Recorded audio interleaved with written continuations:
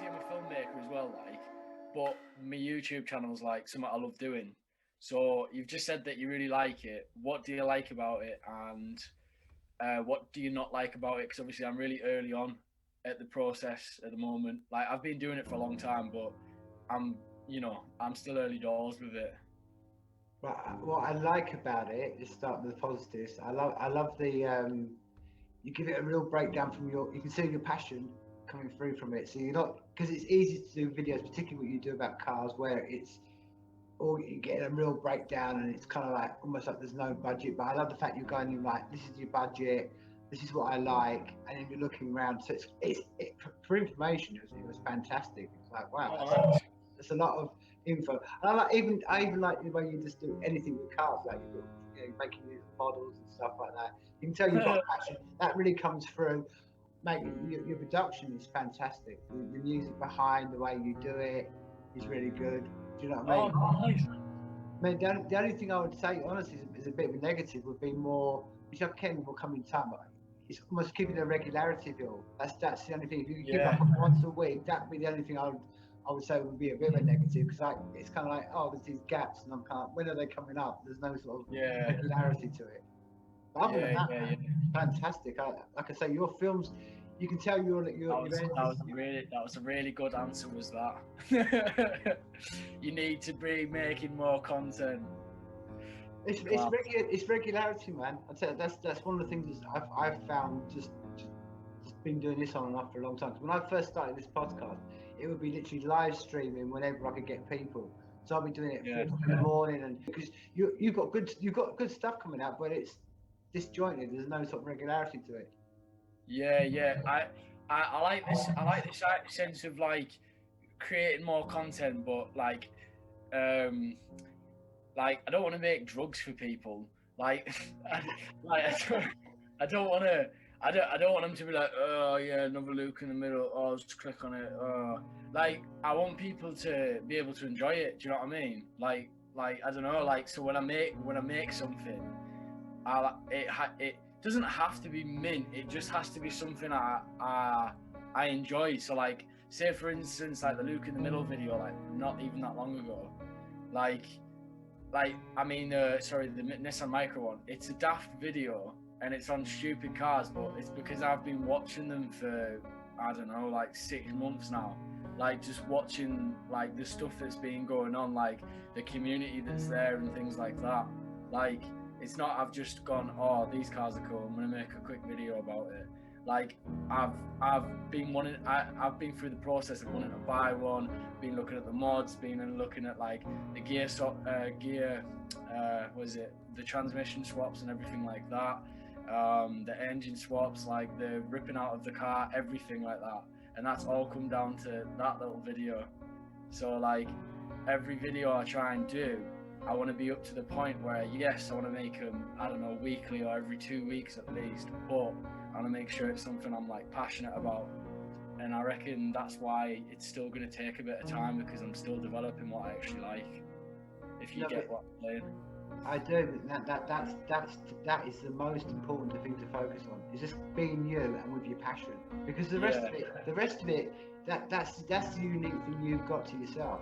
You know what I mean? yeah, Like I say, especially in this, as you know, man. I mean, I don't know how many people are joining YouTube on a weekly basis, but there's always a deluge of people coming in. So all you can really focus on is just being, this is me. It's my unique experience. Because if not, you yeah. just get swallowed in like everything else. And it's that I liked about it. It was your passion that came through to it. So, well, I mean, I can't go any further. Where did this passion for cars come from? Fast and Furious. Obviously. The first one, yes, guaranteed. Second one, third one, which is Tokyo Drift, I believe. That one was sick, and even film buffs actually like that kind of stuff, because obviously I do film as well, and like aesthetically or whatever it's called, like people like that film because it's got like so many cool shots in it and stuff like that, and they really upped their game in that one. And then obviously they brought it back later on, but I used to go to my grandma's like pretty much every year, because they live in Huddersfield. Like we wouldn't see him as much, so when I go down, I go see my grandma. I think my mum and grandma would probably go to the pub or whatever, and then I would like, I think my granddad, he like customizes and fixes up tractors and stuff like that. So he's got like a fascination for like automotive stuff.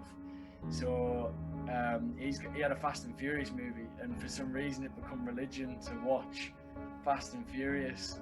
Like every time I went to my grandma's, like to get that out and watch that movie.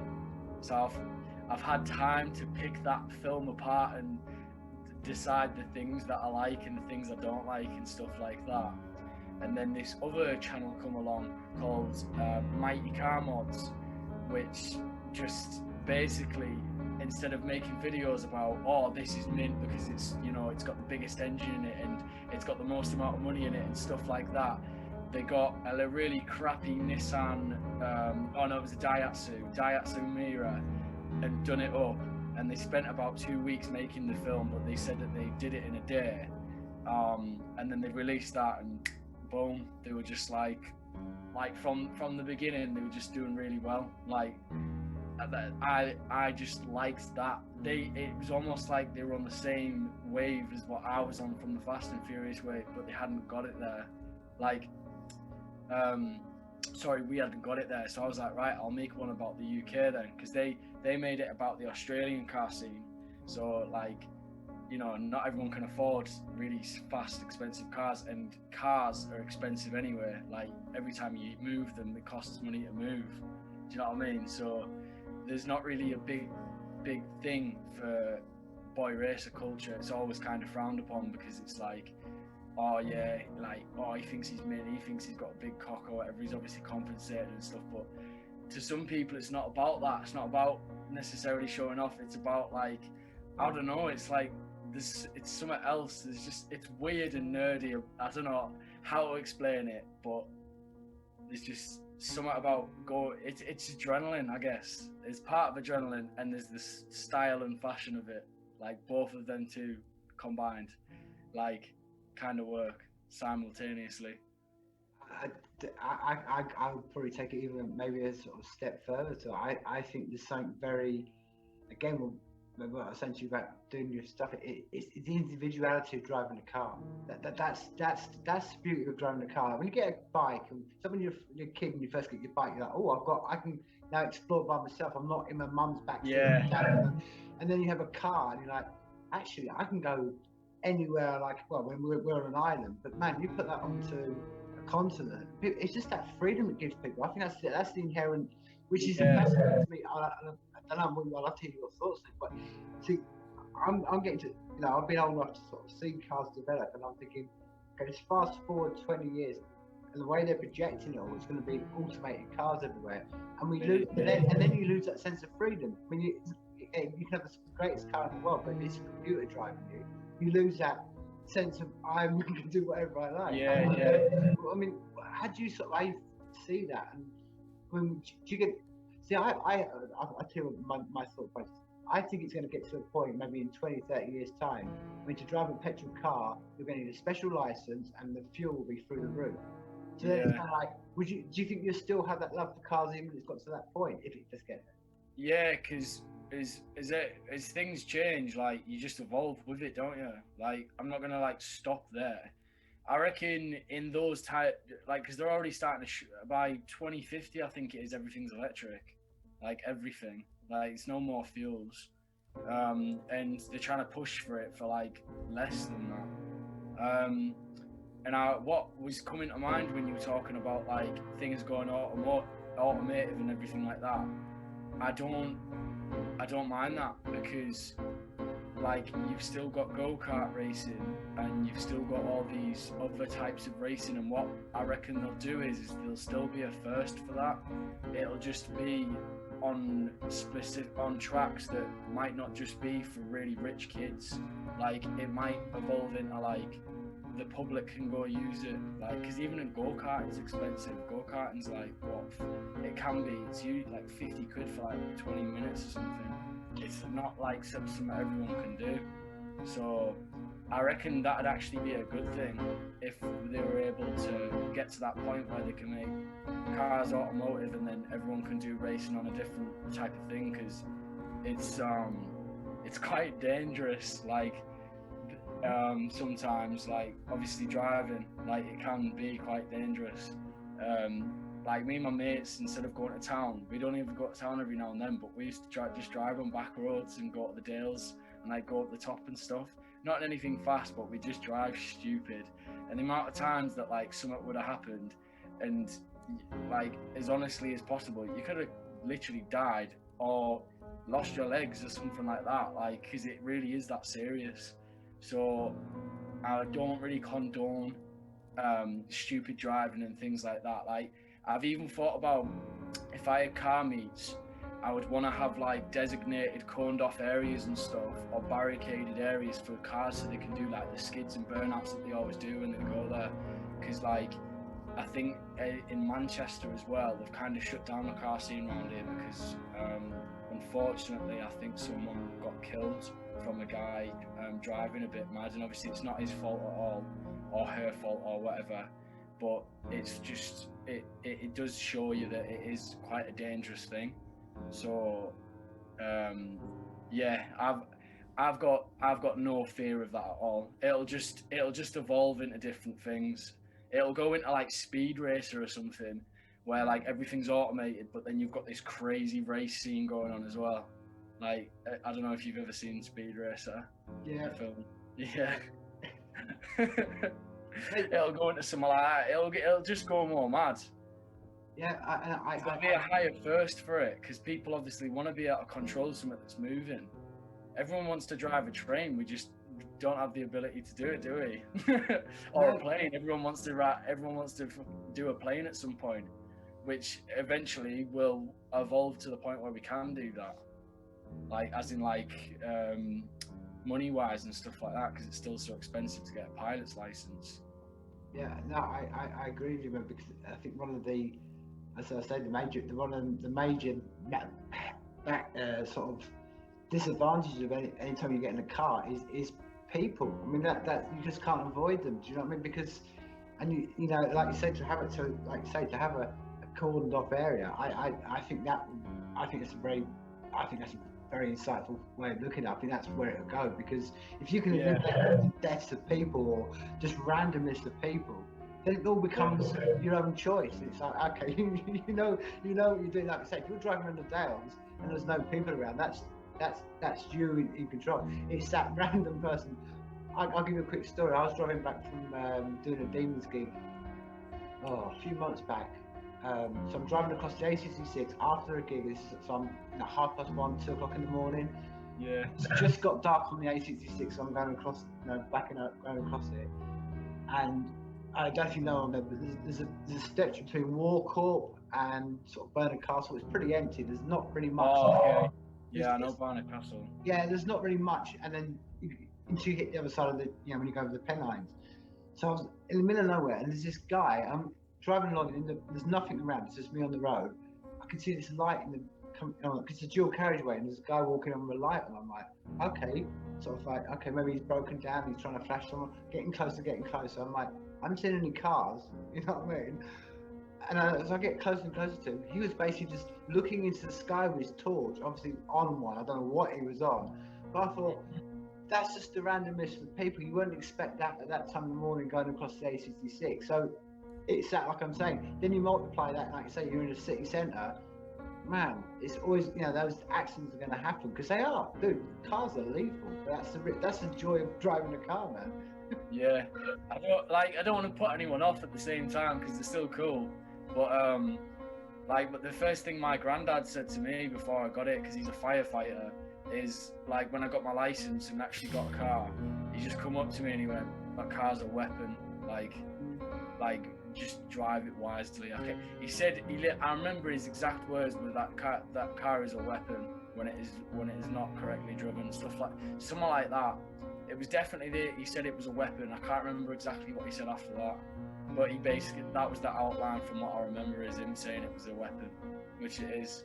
But like that's why I love, it's not just about the driving as well, it's all the individualization and stuff like that of modding it and stuff like that, which inevitably is because you want it to do something else or be able to do something it wasn't supposed to do. I think it's like it's a tinkering thing. Like I don't know why people enjoy it, but I reckon a lot of people do enjoy upgrading things or seeing things that weren't supposed to do certain things, do things that they end up doing. Like everyone loves that kind. It's almost like underdog stories. Like everyone likes that kind of idea, and I've actually started developing a film because I've wanted to make a kind of British Fast and Furious movie for ages, and I've been trying to come up with a way to how do I make it not look shit. Like, how do I make it so people go, why are they trying to make another Fast and Furious film? But it's in the UK because they keep making them, don't they? Yeah. So obviously they've gone far off. But anyways, regardless, the audience would still see it as it's another Fast and Furious film.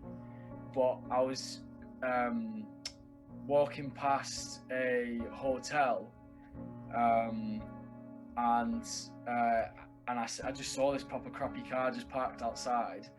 And but the idea if that had like a good engine in it and stuff like that, and it was souped up or something, like for some reason it gets you going. So I started developing this film idea of this person who gets forced to do these like small robberies or something like that, and takes this car and ends up like attracting like the local like car community and stuff like that as well. I've no idea how I'm going to get it involved, but like seeing this person and this car and this experience like do things it looks like it shouldn't have been able to do and stuff like that. I don't know why, it just gets me buzzed. I have no idea why, it just does. Like, because yeah, I know what that feels like when you're, I don't know, when you're going around corners and stuff like that. I know how that feels, so I've got an idea for how I want to make that look like, but this is years into the future yet. Well, this is an interesting crossover. I mean, I was something else I've been contemplating for a couple of weeks, and I thought you're the perfect person to talk to. So we're at this cusp where even in the last couple of weeks, Facebook have gone and they're now calling themselves metaverse. You know what I mean? And the whole thing is we're on a cusp of going into virtual reality, augmented reality. So, I mean, on the filmmaking one, you're saying like years in the front. Where do you feel? I mean, do you feel like you can have the tools in your hands in maybe 5 or 6 years? Because it's that close. You would literally be able to make a film that you can't even comprehend. You know, the film you're talking about. The tools will be there for you. I mean, and then would you have you got a fascination or a desire to go and explore virtual reality, or is that something you want to do as a filmmaker? Do you know what? I've not looked into it enough. I'd like to have a go at those Oculus Rifts because they look good. I've not looked into it enough. I've seen posts of like people all with these things around their faces and that, and then there's like posts like there's a photo below and it's like of like have you seen Up, the movie? Mm-hmm. And it's everyone in those like it's all the big greasies in the little wheelchair things or whatever they are, the floating hoverboard things.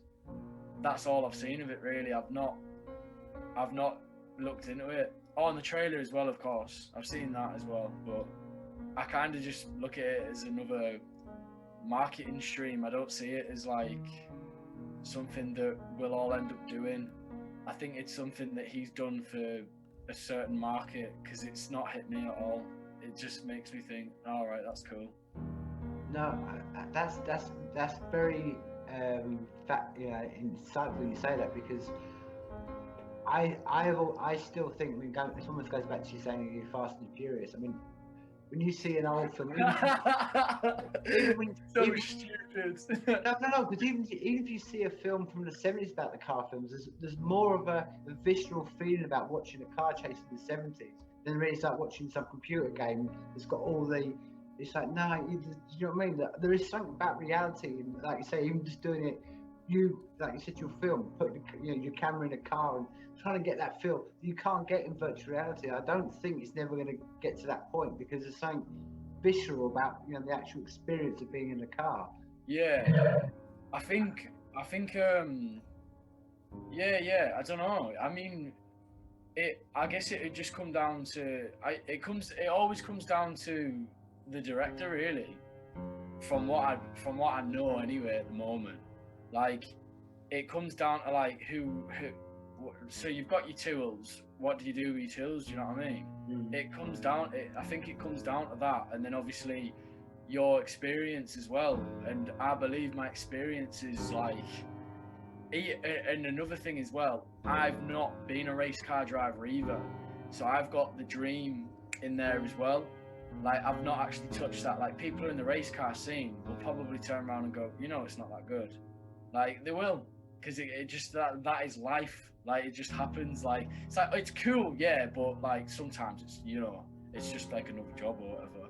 I'm gonna guess when they're driving they're not like that, but in the other moments that they're not too keen on, like as humans we kind of focus on them things, don't we? So like anyways, I've not done that, so I've just got that want. I've got that want to see it or do it and stuff like that. Like I actually do want to get into race car driving at some point as well, if I can.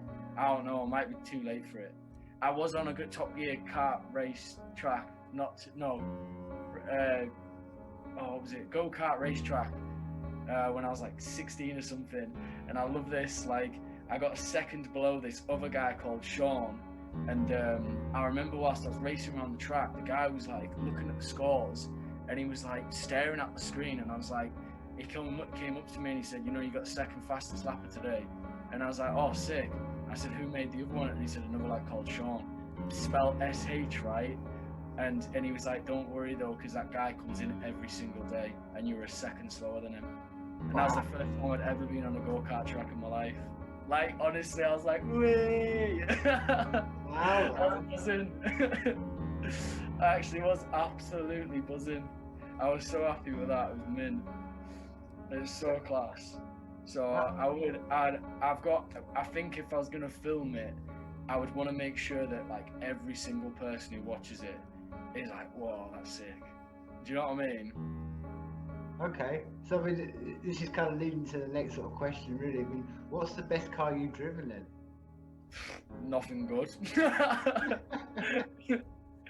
Best car I ever had was this bloody Peugeot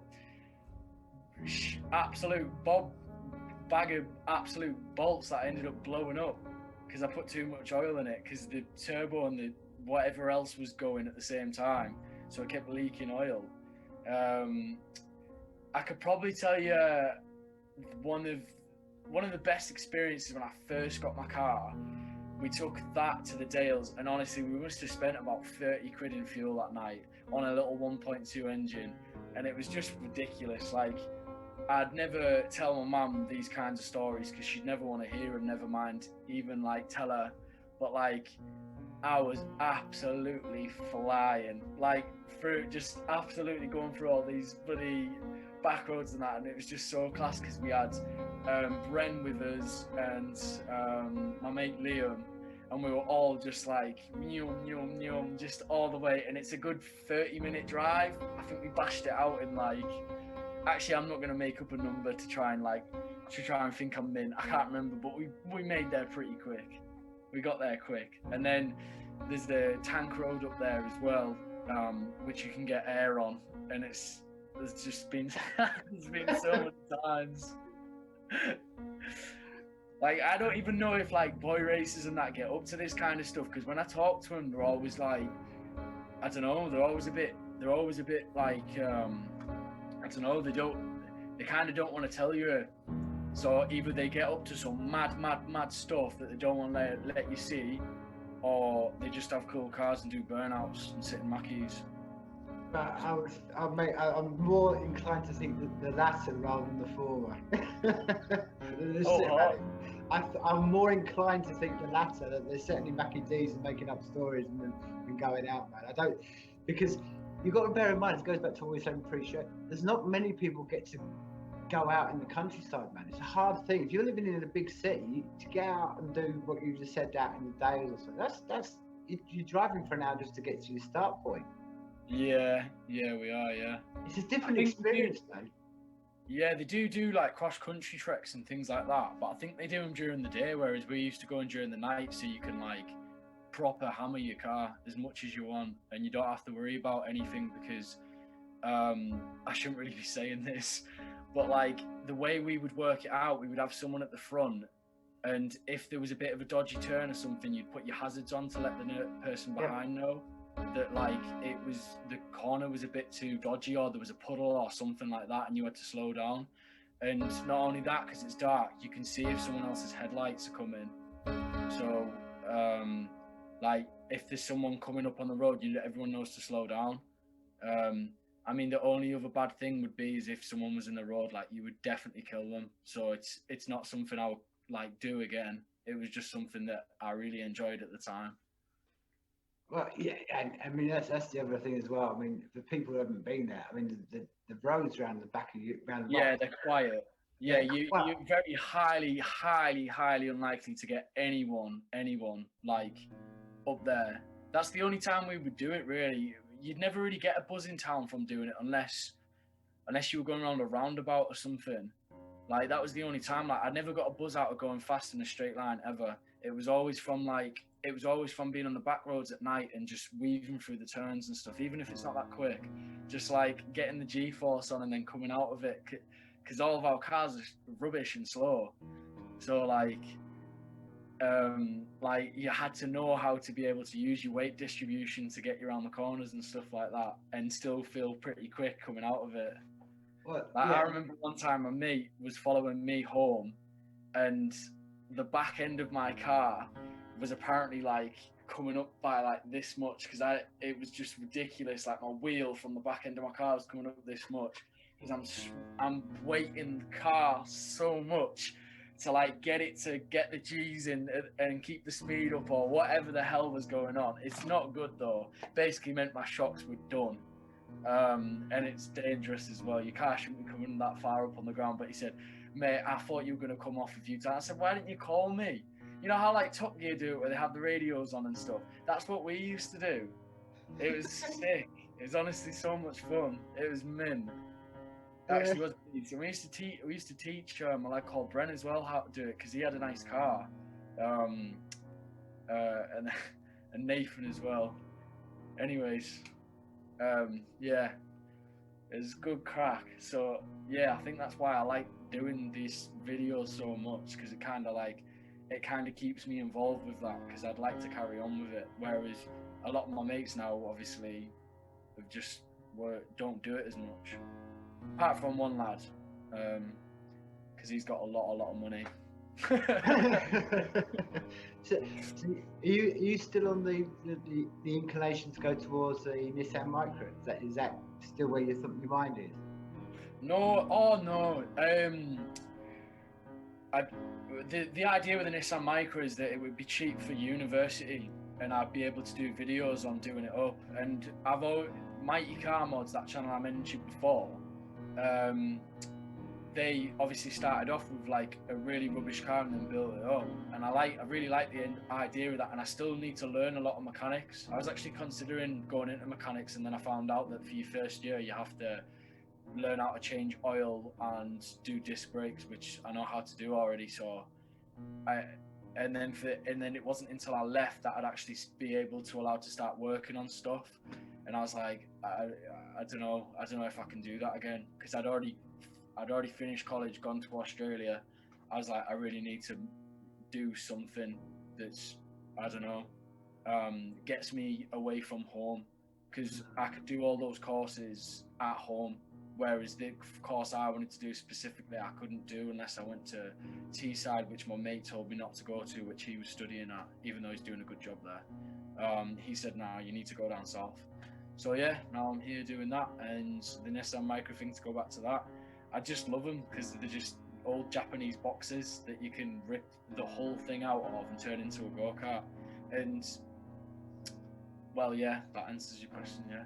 Well, that goes back to something we've been discussing privately. But like I said, one of my dearest friends, he's until very recently he had a CRX, a Honda CRX.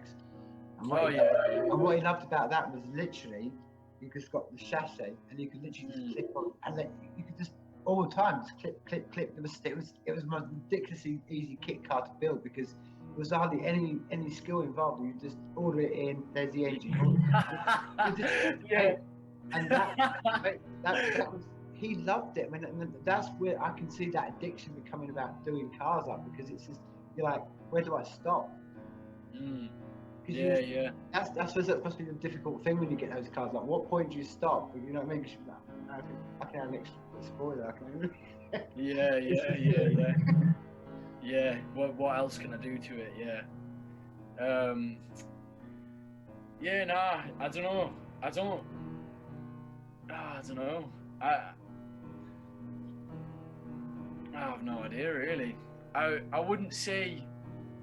I wouldn't say like I would ever want to like idolize an actual car because you see quite a lot of people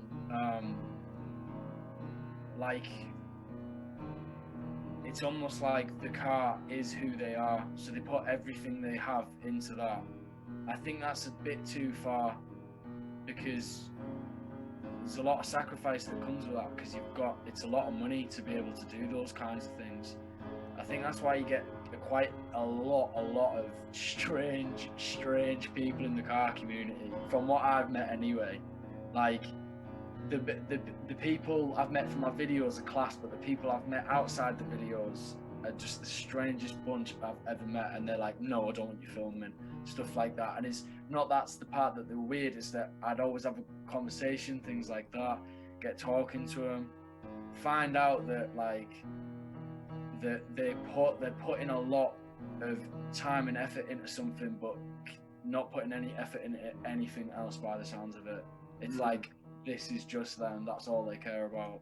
It's like, and there's at the end of the day, there's nothing wrong with that either because it doesn't make you a bad person. It's just, I think that's quite toxic to you and to probably like whoever else that you've got in your circle, because like you're closing yourself off quite a bit. Yeah, exactly. I'd say that's the only thing. I think just enjoy it as just the same as something natural. Like you can't have it forever. I don't know.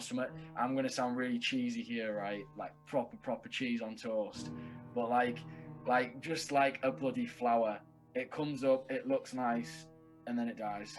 Like I've got no other way to say it, but yeah, enjoy it while it's there, and then when it dies, it's dead. like don't try and turn it into a tree because it's never gonna. Or I don't know, don't put everything that you have into that one thing and forget about everything else. Like just do other things, like other stuffs. I don't just do this, do I? I do the film, and I've got church, and then social life, everything like that. Like everything outside of this as well. Well, you're a living example of that. I mean, you sort of like just quickly sort of skipped over it, but perfect example of that in regards to you. You went up to Australia, dude, and that's a big step. I mean, what would you say was, I don't know, the highlight of Australia? What did you enjoy most about it? The highlight of Australia. Go on. Bloody hell. Meeting Tiger and Dave, which were two like just amazing people I've ever met in my whole entire life, and I miss them every single day. Like I was thinking about them two lads today, actually. Like that was the most amazing thing, was meeting those two lads, because they were like, and then also the other Irish lads, Connor and Jake, just the people that, like, though it's actually making me a bit sad right now because I've not really like thought about it too much, but like it's the people really I miss the most. That's like that they were the coolest things, because some of the stuff they would do and some of the stuff they would say was just ridiculous. And like we all went through hardships together as well, because we all worked on the farms. We didn't go off to war fighting, no guns or nothing like that, but we went through some absolute shite, like shit work, like absolutely shit ass work. And then yeah. and had some laughs still. Yeah.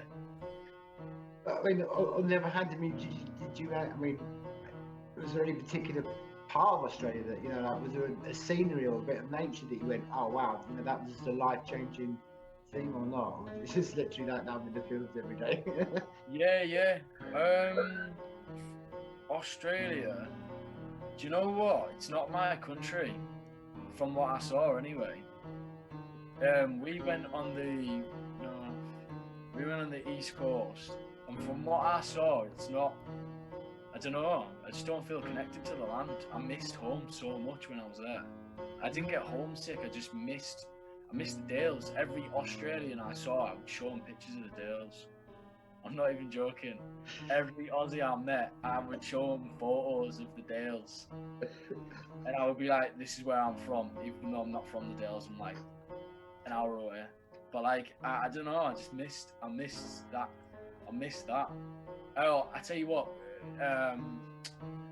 What's it called? Not Glass Mountains. Where was it at?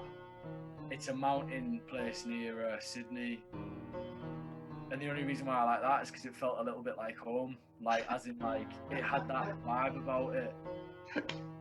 I don't know. And it was beautiful though, like, but I don't know. I'm trying to think what it's called. Blue Mountains, that's it. Do you know where that is? I've heard of it, but no, I mean, I would say it was the East Coast, Australian, Grand Canyon. Like, basically, it's like just like mountains for ages, and there's like a big, like, you know how in the Grand Canyon they've got that big glass thing that like you can stand on. Well, they've got one of them, but it's not glass, it's just a big one, and then you can go walk up to one of the rocks that's hanging over the edge. Yeah, and that's it. Australians like quite barren, to be honest with you.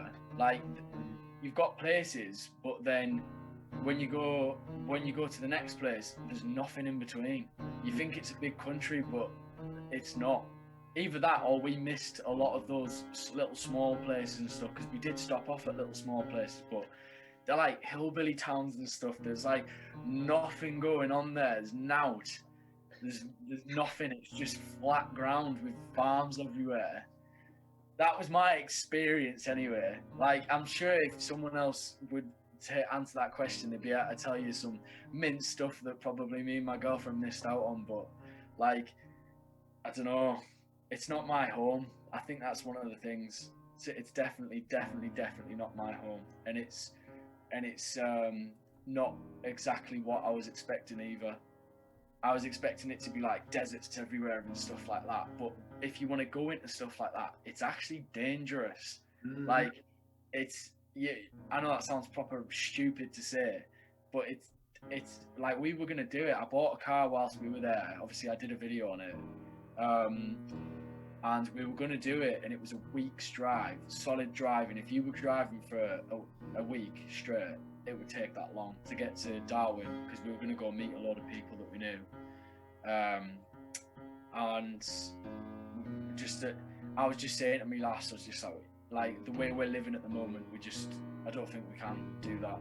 So instead, we went to like Australia Zoo and went to Glass Mountains and stuff like that, and lived quite rough as well.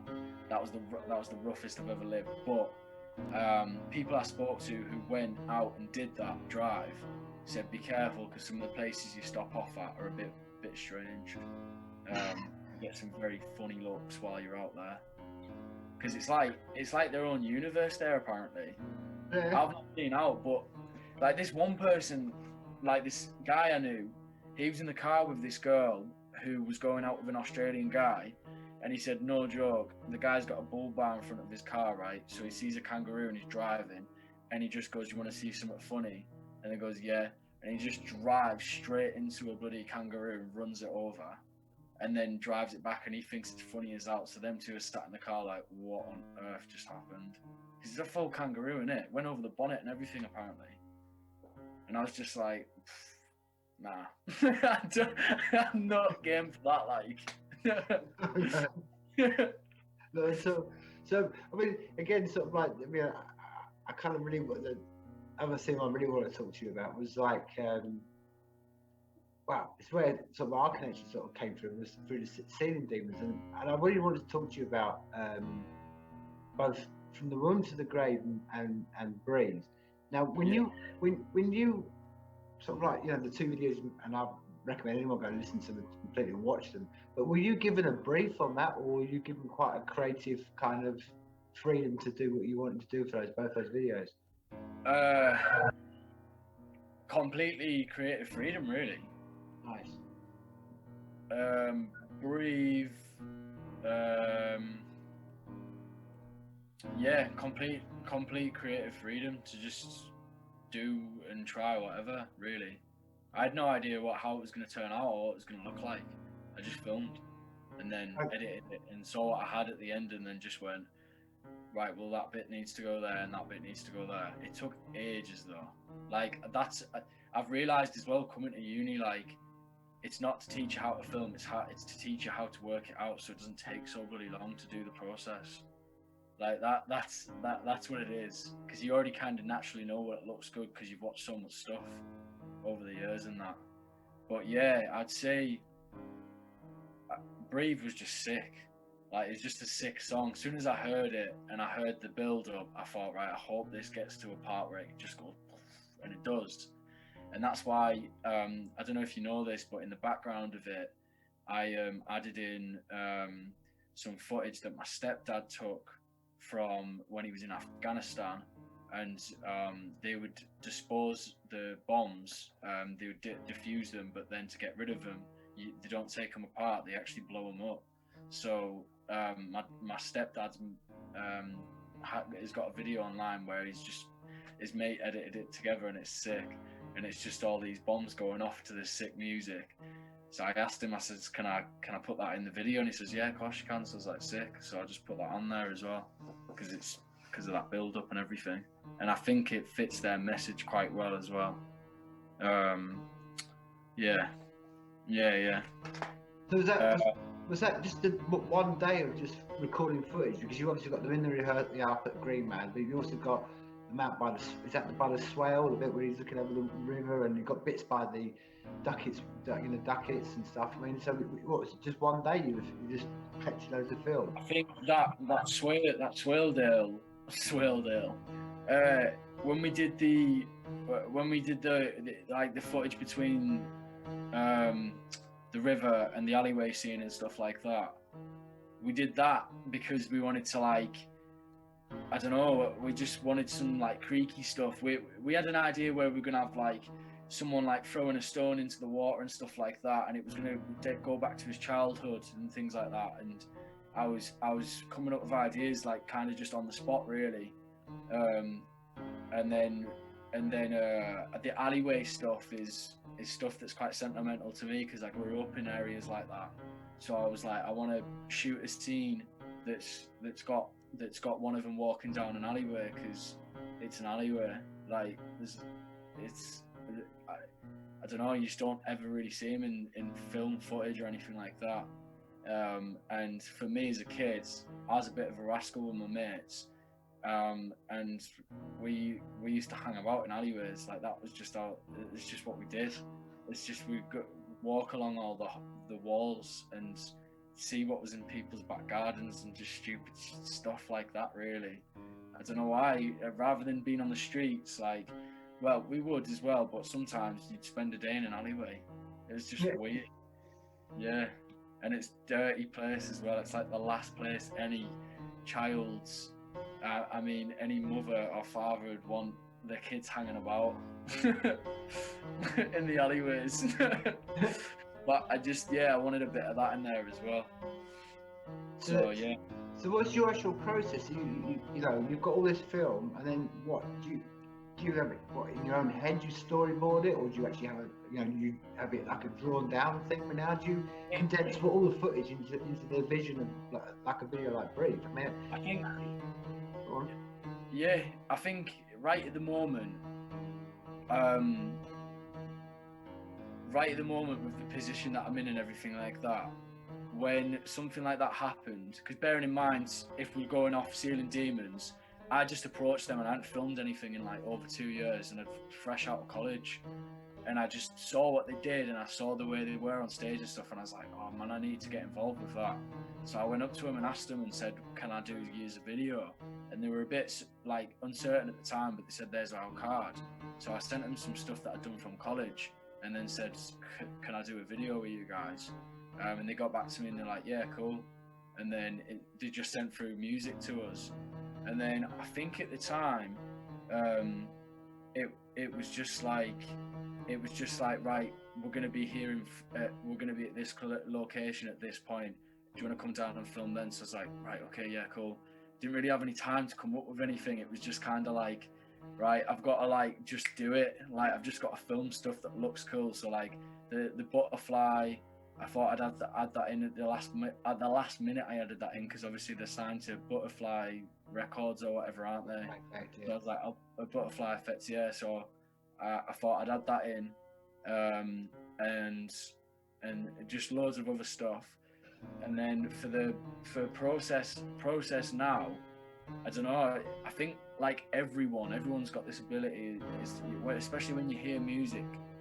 The way it makes you feel. If you start developing a story and a narrative in your head, you kind of just go from there. And that's what I like to do. Is to like another lad come up to me yesterday and he said, oh, I want to film a video for this. So he let me listen to the music and stuff.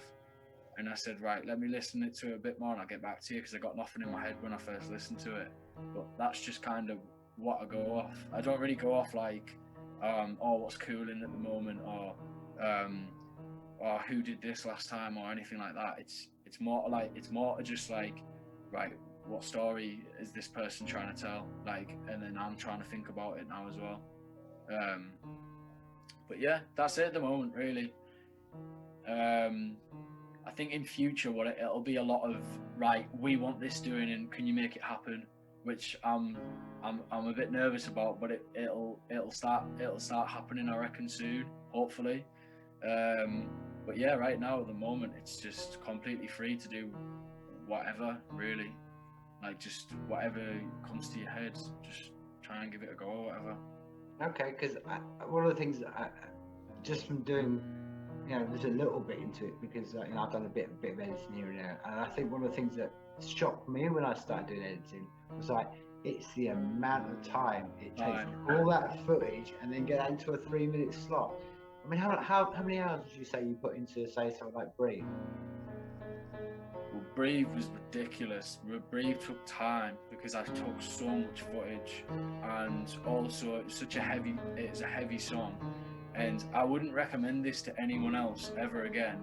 But I went through suffering to do that. Like I went through actual like going over it. Like I had 3 different versions at the time of Breathe fully finished, and I deleted 2 of them and then worked on one of them, and like it was emotionally draining is what it is, and I ain't doing it again. I'm not doing it again. I'm never ever doing it again. But I somehow seem to find myself in those situations. Like at the moment, my head teacher and stuff keeps coming up to me and he's like, "You're an editor, you." And I'm like, I'm bloody well not. I'm not sitting behind this desk all the time. And he's like, well, you've got the work ethic for it and you've got this for it. And I'm like, yeah, but I don't want to be doing it. I'm only doing it now because no one else can do it for me. Like, if someone else could do it, then I'll be like, yeah, cool. I'll give you a hand and help you out and do it because I still want to be part of the process. But like, I don't want to like, it does take time. It's just one of those things though, isn't it? I think that's why they get paid so much, because it takes so much time to do stuff. So just a little bit of a sort of a technical one. What editing suite are you using? Now I'm getting used to Adobe Premiere. That was another thing as well.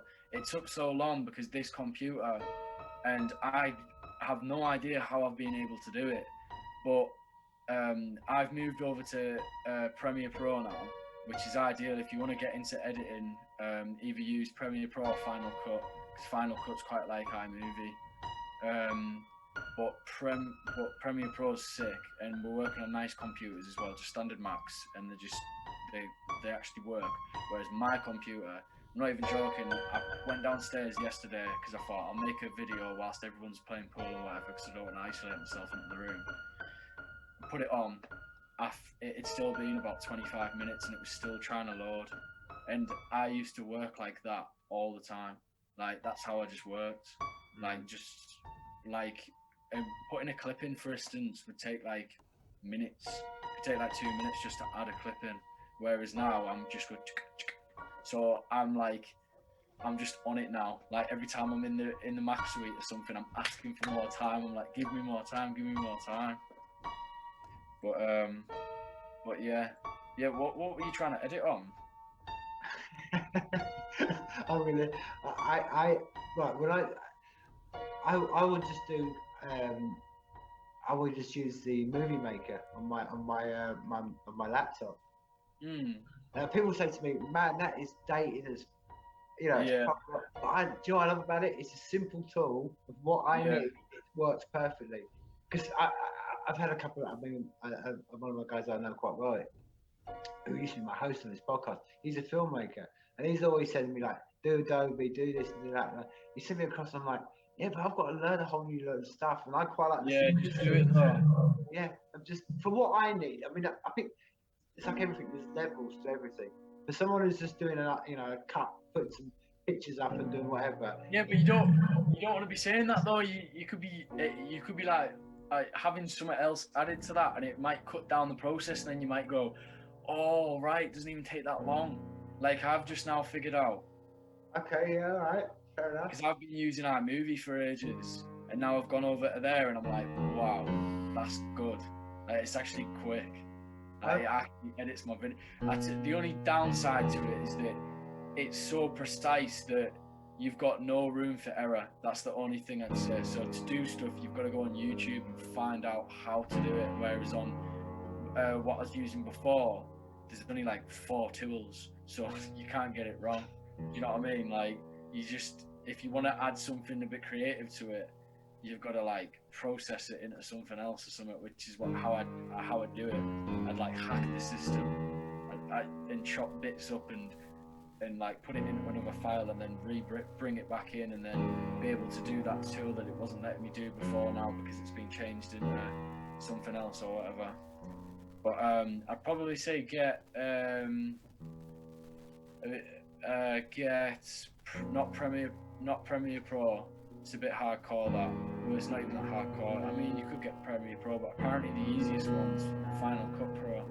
Apparently that's a piece of piss to use. And by the looks of it, it is like really easy to use. It's like iMovie, but it's got a few more tools, and it's like people use it for like short films and stuff as well. So it's pretty good. And I think you get it for free as well. You don't have to pay for it. Okay. No, I mean, I think this is maybe an insight into how us creators work, because sometimes you become, like you just said, it's like, I know that it's got 4 simple tools on it. I can get, do what I need to do with. Yeah. And you're balancing that with like, oh, I really should be going here. But as a creative, you're like, yeah, but it works. Pen and paper works. Yeah. What I want to do, that's almost like an insight into how the creative mind works, isn't it? You know what I mean?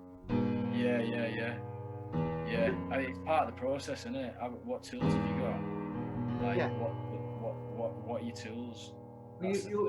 You're always on that balance, aren't you, between what can enhance what you're trying to do compared to what you know, and that's just one of the balances that goes on that goes in my head all the time. I'm like, because I to be honest with you, Sean, I quite like having simple things. You know what I mean?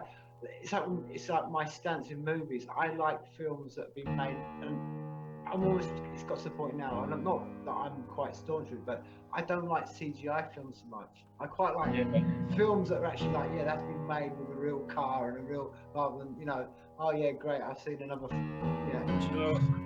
you know who you'll really like? Go on. Oh, buddy, I've just forgotten his name now. Have you heard of Studio Ghibli? No, check those guys out. Okay, I will do. So he's like basically the last, well, he's not the last, but he's quite like that as well. He's a creator and he creates the best animated movies. He's a Japanese dude. Makes the best Japanese films going and animes.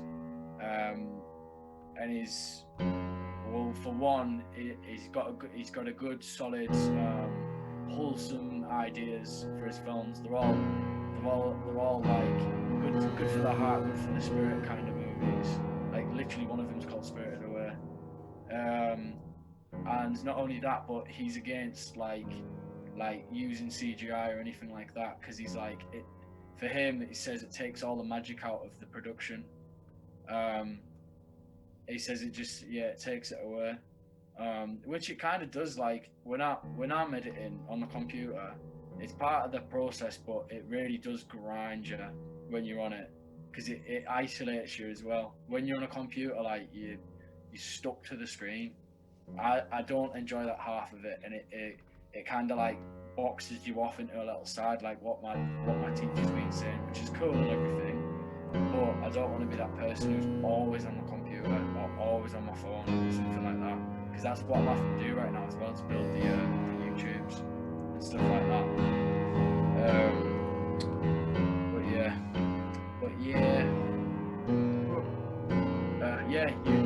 You'd like it. He's really good. I watched.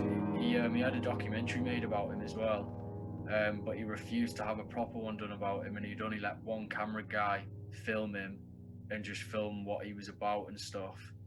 And some of the stuff that he said, because he's quite like a tyrant, but the films he makes are children's movies. So he says like, I'm a bit of a bastard as a person. Like he even says it, and he's like, but like everything I have, like I struggle to show myself and show like my feelings and stuff like that. So when I create these films, like I put everything that I'm not putting out to the world into these movies, and it definitely shows. Like definitely, I don't know if that makes it good. The fact that he's not showing himself, but I think it's quite cool that he's managing to channel it somehow at least.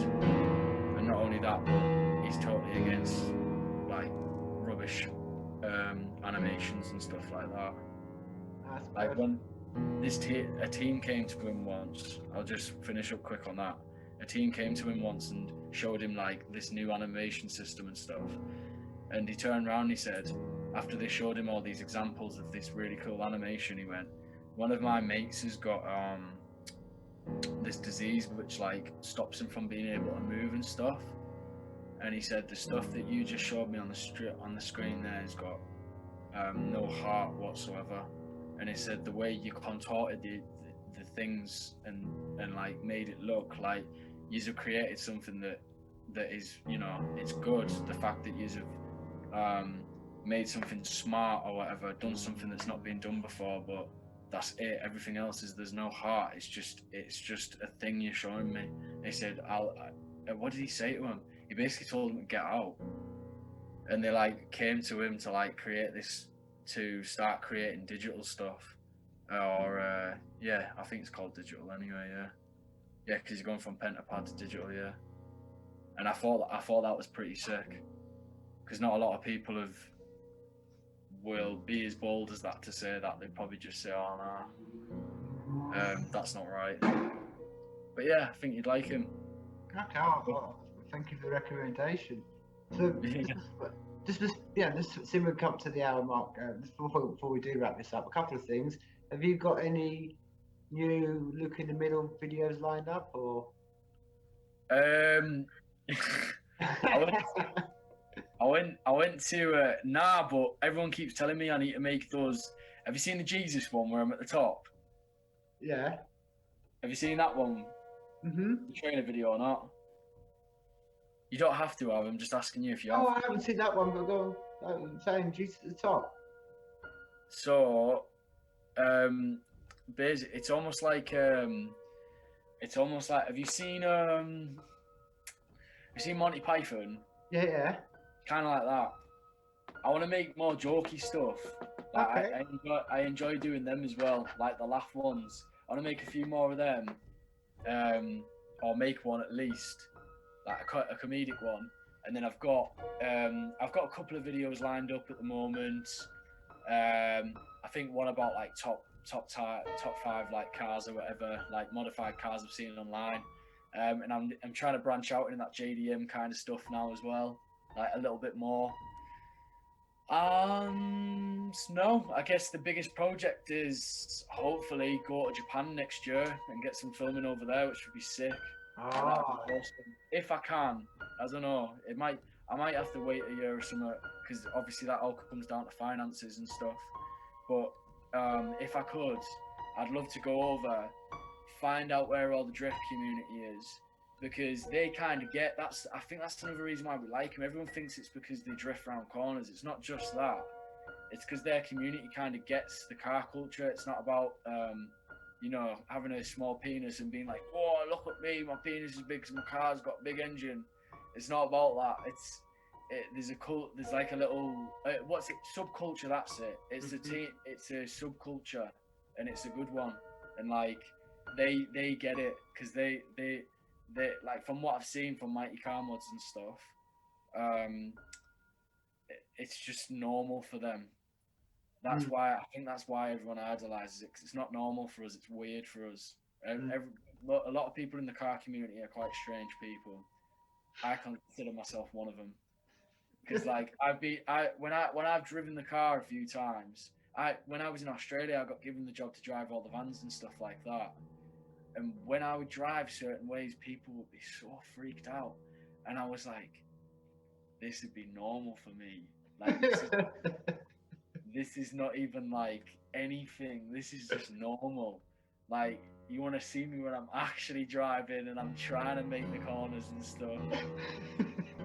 Like, honestly, like I remember I was in this car once and I pulled the handbrake turn, and this girl started freaking out because she thought it could have been like dramatically, like car could have flipped over and stuff like that.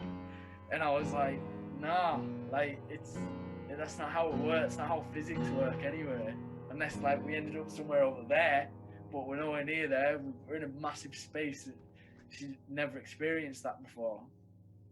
Trying to think what else.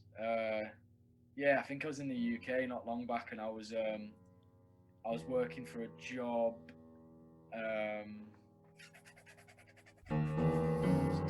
I was doing delivery driving, and I had a few people in the car that I knew briefly, but they'd asked me to do them a lift for a tenner or whatever, and I just drove kind of normal, like, or semi-normal anyway. And there's a girl in the back freaking out, and I was like, "What you doing? I'm barely even driving mad." It's like, why are you going all crazy? But yeah, it kind of proves my point anyway, because I think even the lads were like, "Oh." It's dead roads. Just wanted to get home. Knackered. Yeah. Well, I'm sure it's been absolute, like that hour's flown, man. It's been absolute insightful conversation. So before we do finish, I'm gonna leave you with the last word, man. You can have the last word. What do you want me to say? Like, anything you want, man. You got the floor is yours. You can say anything you like. I don't know. Well, just cheers for having me on. To be fair, like, I've actually I didn't think I'd enjoy this. I thought I'd be a bit freaked out on that and be like, "Oh, I don't want to talk." But like, it's been quite nice actually to get. I've never actually been asked about that, ever.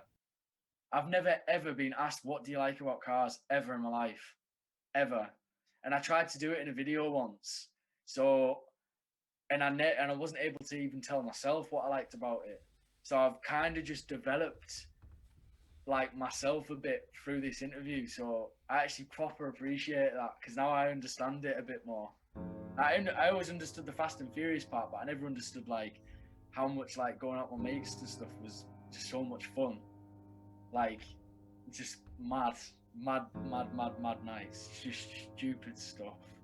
Absolutely stupid stuff. Because we would go to like abandoned buildings and stuff like that, and to get there you'd have to drive quite far, so it was always like, oh, who can get there quickest? It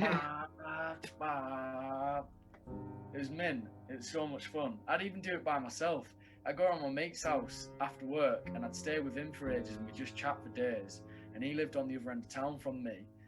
But then when I go home, it would be like 3 o'clock in the morning, dead, nothing, quiet.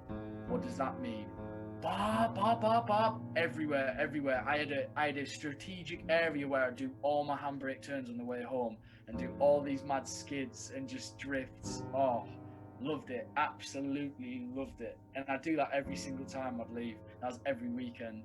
And one time I did it in front of a police car, and it was on a corner I didn't want to do.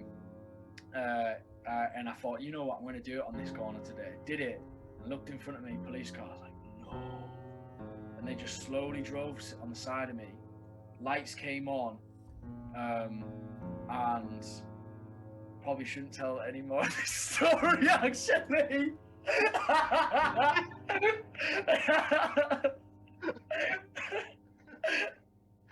Oh no. And on that bombshell, I think we're ending, man. But you couldn't even fake that. Well, like I say, Sean, it's been an absolute pleasure talking to you. I want to do this again, and well, life is people. Yeah, no, cheers for that. Life is people. That's class.